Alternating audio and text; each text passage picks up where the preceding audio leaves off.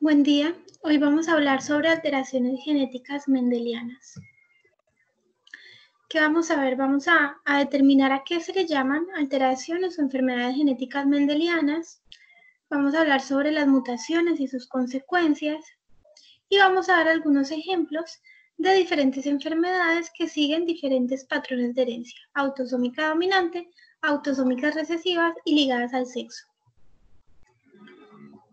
Las enfermedades y defectos mendelianos o monogénicos son aquellos causados por una mutación en un solo gen y que se segregan en la familia siguiendo las leyes de Mendel. Es decir, cuando escuchen el término de enfermedades mendelianas, se refieren a aquellas enfermedades monogénicas que siguen un patrón de herencia mendeliano. Hasta el momento, se han descrito más de 8.000 fenotipos monogénicos, es decir, más de 8.000 patologías que siguen este tipo de herencia y que están causadas por la alteración de un único gen. Sin embargo, como ya les he comentado en clases anteriores, este tipo de alteraciones que dependen de un único gen o de enfermedades monogénicas no son las más frecuentes. Sin embargo, globalmente estas enfermedades afectan a un 2% de la población, con algunas estimaciones de la Organización Mundial de la Salud de hasta un 6 a un 8% de la población mundial que se ven afectadas con este tipo de patologías.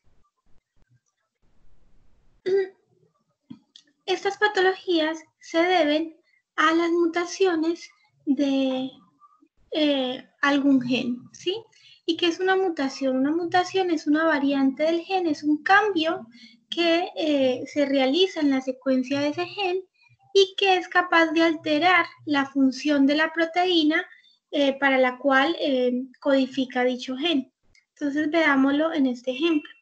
Tenemos un gen que tiene una secuencia con la cual puede producir una proteína normal, es decir, una proteína funcional.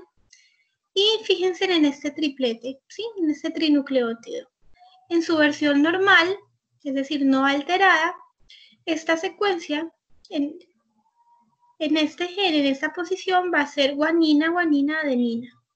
Sin embargo, por algún motivo, se genera una mutación en esta secuencia, ¿sí? Ya no hay una guanina acá, sino que se va a cambiar por otro nucleótido. Y esto va a generar una alteración en la codificación de esa proteína. Fíjense que acá, cuando era guanina, guanina, adenina, codificaba para un aminoácido glicina. Pero con este cambio de nucleótido, ya ese aminoácido no se codifica, sino que ya se está codificando el aminoácido arginina. Y este cambio en los aminoácidos que componen estas proteínas va a generar una alteración de la proteína que puede generar una pérdida de su función o una disminución, o incluso puede, digamos, potenciar de manera excesiva la función de esa proteína y generar algún tipo de alteración, es decir, enfermedad en los individuos. Entonces, las mutaciones pueden tener diferentes consecuencias en la formación de las proteínas.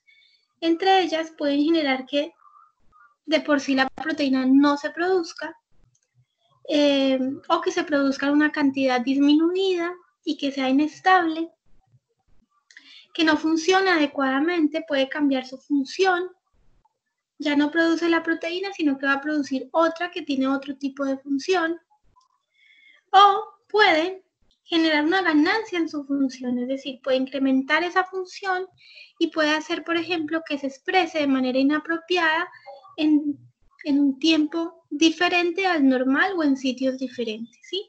Entonces, estas mutaciones pueden generar o una pérdida de función en las proteínas o una ganancia de función que pueden de alguna manera alterar el buen funcionamiento interno de un individuo.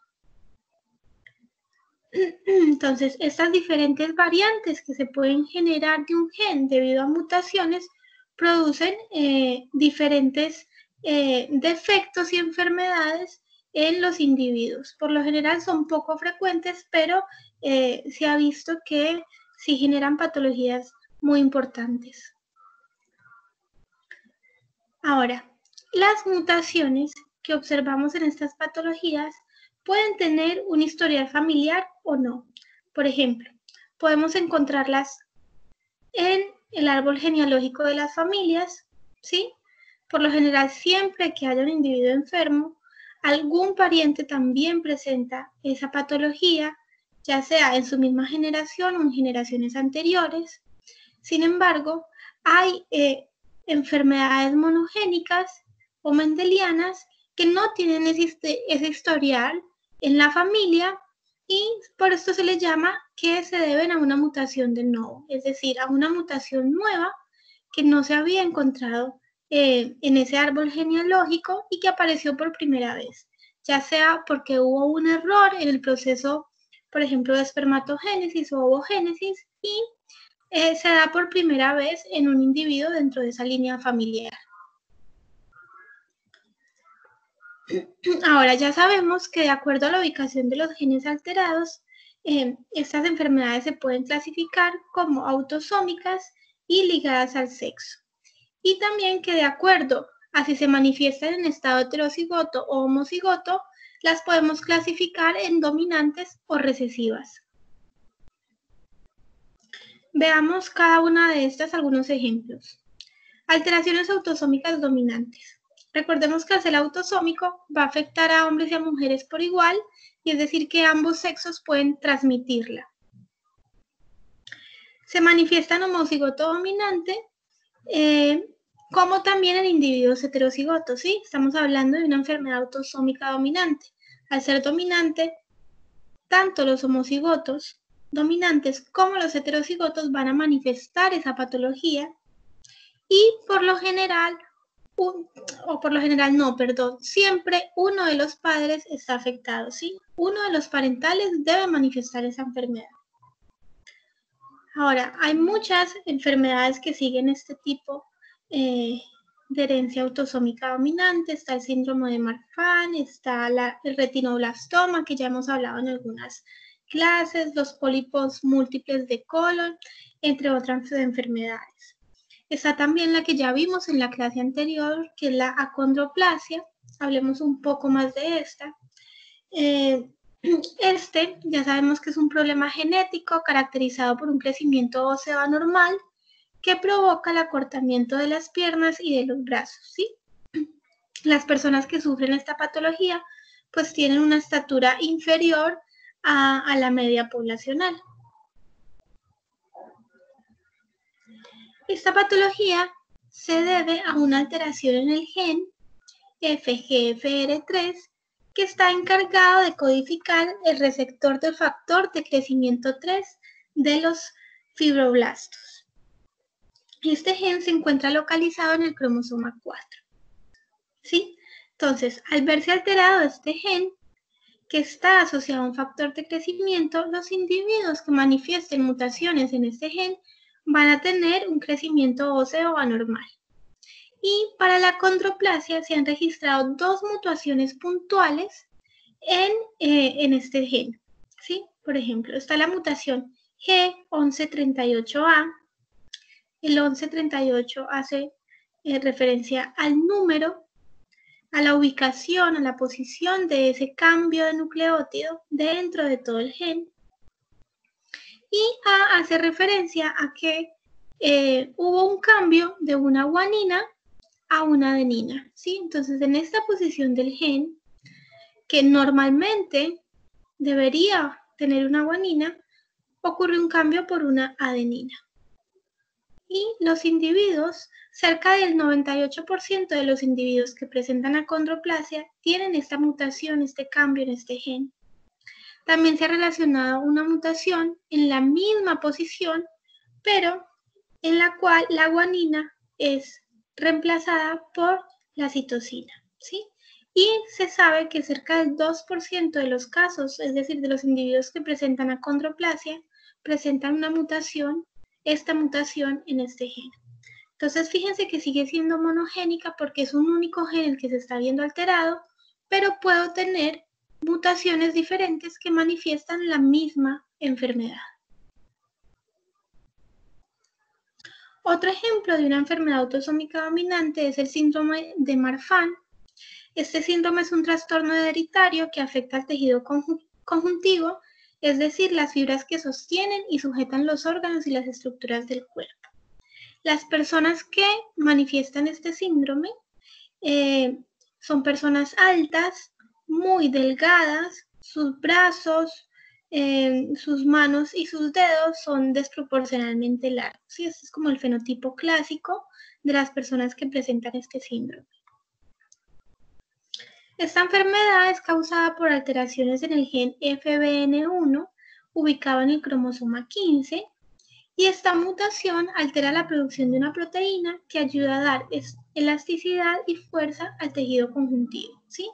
Entonces fijémonos en esta imagen, este es el cromosoma 15 y en esta posición se encuentra este gen.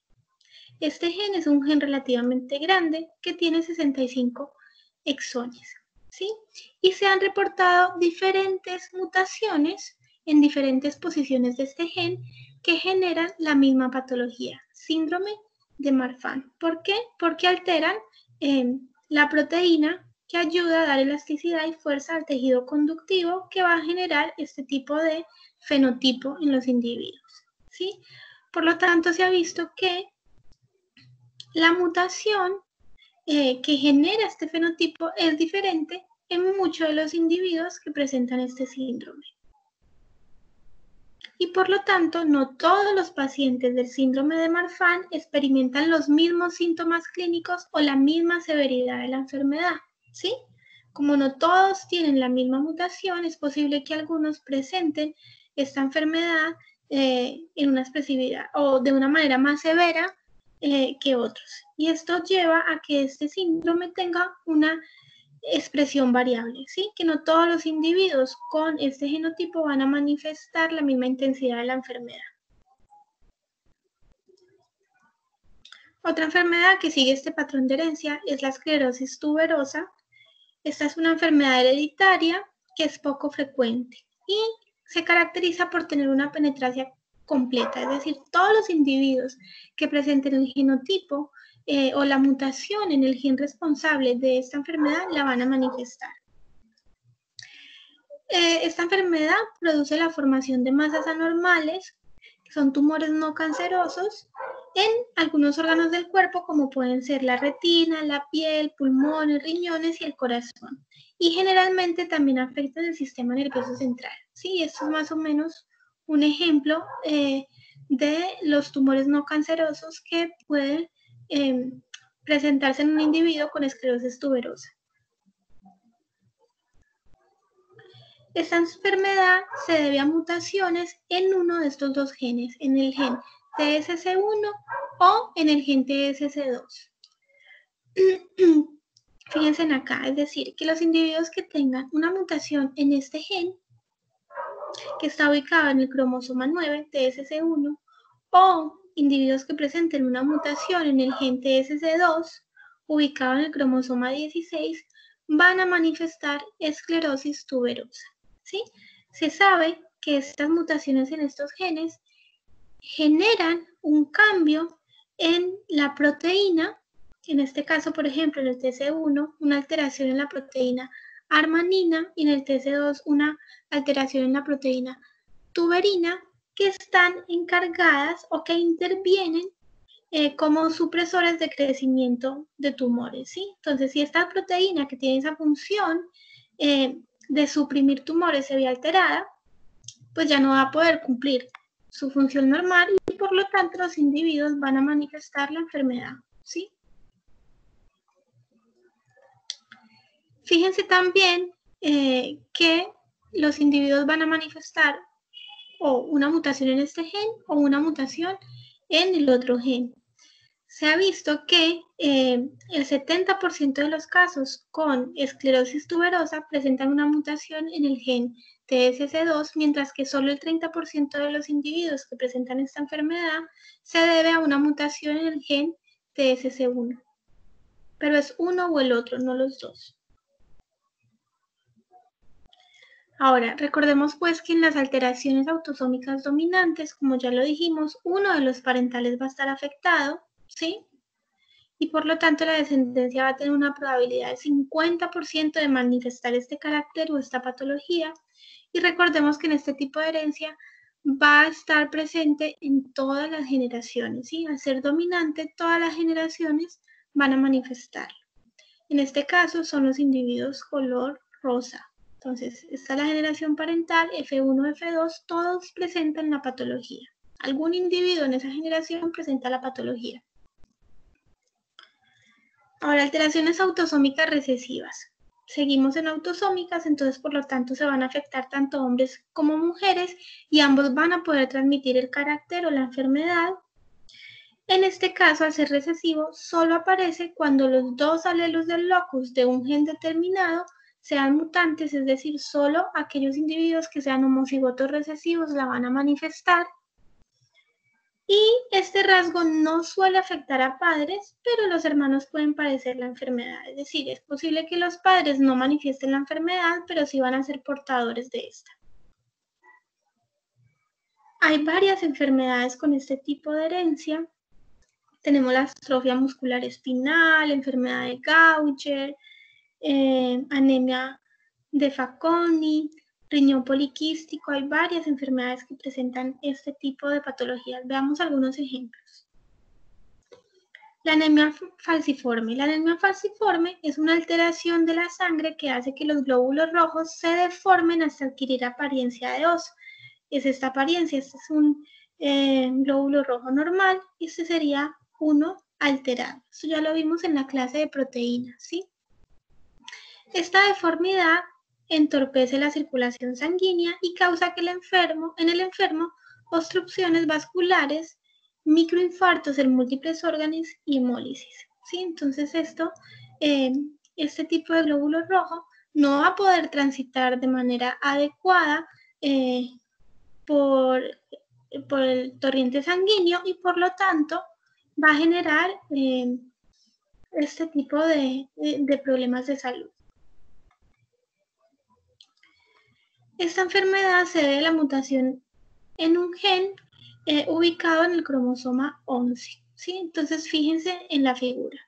Este es el gen normal que codifica para una hemoglobina normal, es CTT, y se genera un cambio de la primera timina por una adenina.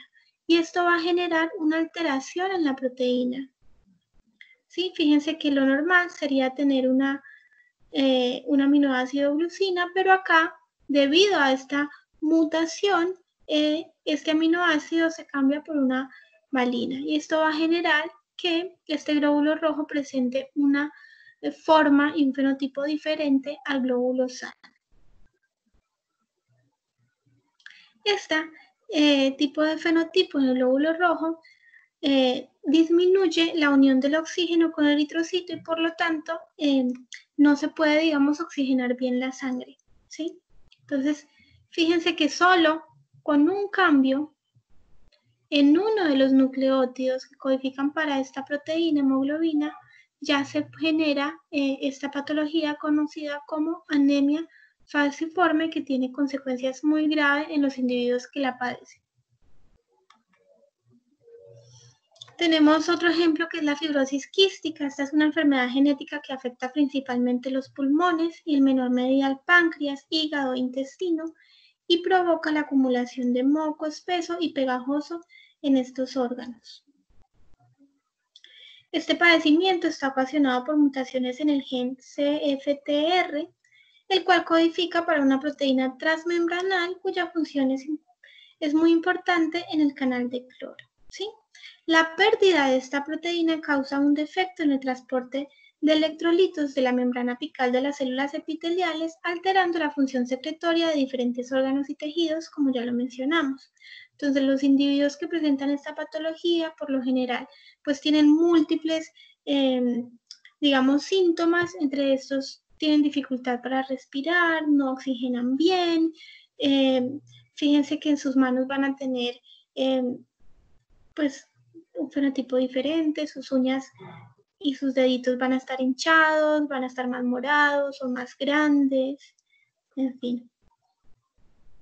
Como ya les comenté, esta se debe a una alteración en el gen CFTR que se localiza en el cromosoma 7 y este gen consta de 27 exones, podemos decir que es un gen relativamente grande también. Una característica que tiene esta enfermedad es que se han reportado múltiples mutaciones en este gen que generan esta patología. Fíjense que se han reportado más de 1.300 mutaciones en este único gen. Y estas mutaciones se han visto que bloquean la síntesis de proteína, es decir, inhiben la funcionalidad de la expresión de esa proteína directamente. Pueden también afectar el procesamiento posttraduccional, no se va a dar un buen procesamiento de esa proteína. Y además, pues alteran su función, ¿sí? Ya no se va a dar una correcta regulación del canal de cloro, sino que al estar alterada esa proteína, su función también se va a ver alterada. Entonces, dependiendo de la ubicación de la mutación y de la alteración que esa mutación genere en la proteína, la fibrosis quística va a ser severa o no tan severa, ¿sí? Por eso se puede decir que esta patología tiene una expresividad variable. Entonces, en este tipo de herencia autosómica recesiva, los padres suelen manifestar, no suelen manifestar la patología, pero sí deben ser portadores de esta para que su descendencia la pueda manifestar. Y fíjense que no está presente en todas las generaciones como si era la herencia dominante. En estas no se da en todas las generaciones, suele haber un salto generacional. Ahora, alteraciones ligadas al cromosoma X. Entonces, cuando hablamos de este tipo de enfermedades, nos referimos a enfermedades relacionadas con genes que se encuentran en el cromosoma X. Y recordemos que ya habíamos dicho en clases anteriores que el mayor número de trastornos se encuentran asociados a este cromosoma, ya que al ser de mayor tamaño presenta mayor número de genes y de esta manera pues mayor probabilidad de presentar mutaciones y por lo tanto de estar relacionado con patologías. Y también al estar en el cromosoma X puede estar en la descendencia tanto de hombres como mujeres, ¿sí? Porque recordemos que tanto los hombres que son XY y las mujeres que son XX tienen este cromosoma. Hay varias patologías reportadas con este tipo de herencia. Está el autismo, está el síndrome X frágil, retinosquisis, ¿sí? Y bueno, entre otros. Vamos a ver algunos ejemplos. Tenemos la distrofia muscular de Duchenne. Esta es una enfermedad hereditaria, como ya les dije, con un patrón de herencia recesivo ligado al cromosoma X. Esta enfermedad produce una deficiencia muscular progresiva o se caracteriza por una deficiencia muscular progresiva y rápida que conduce a la discapacidad física y a la muerte prematura debido a complicaciones respiratorias y cardíacas. Y es una de las enfermedades más frecuentes y severas en la infancia. Los individuos que manifiestan esta patología suelen tener este fenotipo, son individuos delgados, altos para su edad y tienen algún encorvamiento, digamos, en su postura. Se empieza a manifestar alrededor de los 3 años, cuando los individuos empiezan a caminar y empiezan a tener este tipo de comportamiento en el cual les cuesta ponerse de pie y deben ayudarse con sus manos y deben, digamos, estar andando en 4 para poderse desplazar. Y es allí cuando los padres, digamos, son alertados y consultan al médico y bueno, se puede dar con el diagnóstico. Esta enfermedad está causada por la mutación de un gen que codifica la distrifina. Esta es una proteína que ayuda a las células musculares a mantener su forma y su fuerza y este gen se halla localizado, como ya sabemos, en el cromosoma X. ¿Sí? Entonces, una mutación en este gen altera la producción de esta proteína que va a generar debilidad muscular y va a generar individuos con el fenotipo que les acabo de mencionar y que puede llegar, dependiendo del tipo de mutación, a ser letal en los individuos que manifiestan esta patología en una edad más avanzada y en otros en una edad mucho más infantil. Y es, digamos, una enfermedad que va generando un debilitamiento progresivo.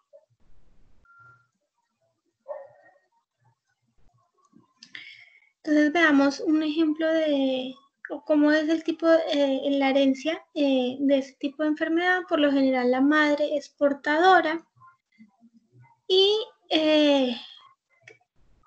al ser portadora va a pasar, las mujeres van a tener una probabilidad del 50% de ser portadoras, mientras que los hombres, al tener solo un cromosoma X, van a tener una probabilidad del 50% de manifestar la enfermedad. Es por esto que es muy común, o es más común encontrarlo en hombres que en mujeres. Otro ejemplo es el síndrome del X frágil. Esta es una enfermedad genética que causa fundamentalmente problemas de desarrollo, incluyendo dificultades de aprendizaje y retraso mental.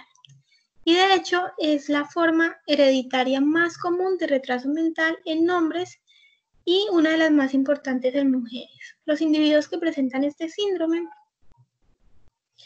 tienen deficiencias visuales y deficiencias auditivas, y a nivel fenotípico tienen una cara alargada y estrecha, tienen orejas grandes y salidas y tienen una mandíbula inferior prominente.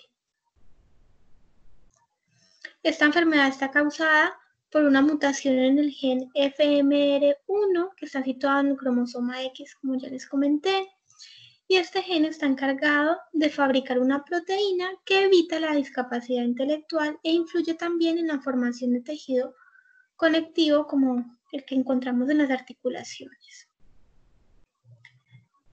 Este gen se caracteriza, es muy particular porque se caracteriza por tener una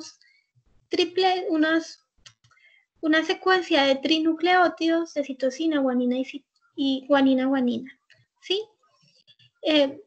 Las personas normales tienen menos de 55 repeticiones de este triplete, pero las personas que manifiestan el síndrome del X frágil tienen más de 200 repeticiones de este triplete de nucleótidos, ¿sí?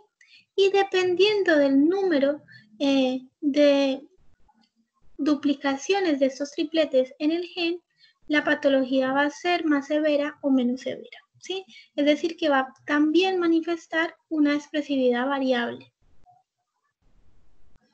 Esto puede generar, por lo tanto, una pérdida de la función de la proteína o una modificación de su función, ya sea disminuyendo la producción o eliminando completamente la producción de esa proteína en los individuos enfermos. Bueno, hasta acá los ejemplos. Vamos a hacer un resumen. Y tenemos que las enfermedades y defectos mendelianos o monogénicos son aquellos causados por la mutación en un único gen y que se segregan siguiendo las leyes de Mendel. Muchas veces se transmiten de una generación a otra si estamos hablando de una patología que sea autosómica dominante. Otras veces hay enfermos en una sola generación, es decir, van a haber saltos de generaciones para que se manifieste esa enfermedad, y ahí estaríamos hablando seguramente de una patología autosómica recesiva. Y algunas veces solo va a haber un caso en la familia, que va a ser un caso esporádico, y ahí seguramente se va a deber a una mutación de nuevo, ¿sí? Una mutación nueva. Y bueno, como ya vimos, estas enfermedades, dependiendo del tipo de mutación y su ubicación, pueden manifestar expresividad variable, es decir, que no todos los individuos que manifiesten la patología la van a manifestar con la misma intensidad o severidad.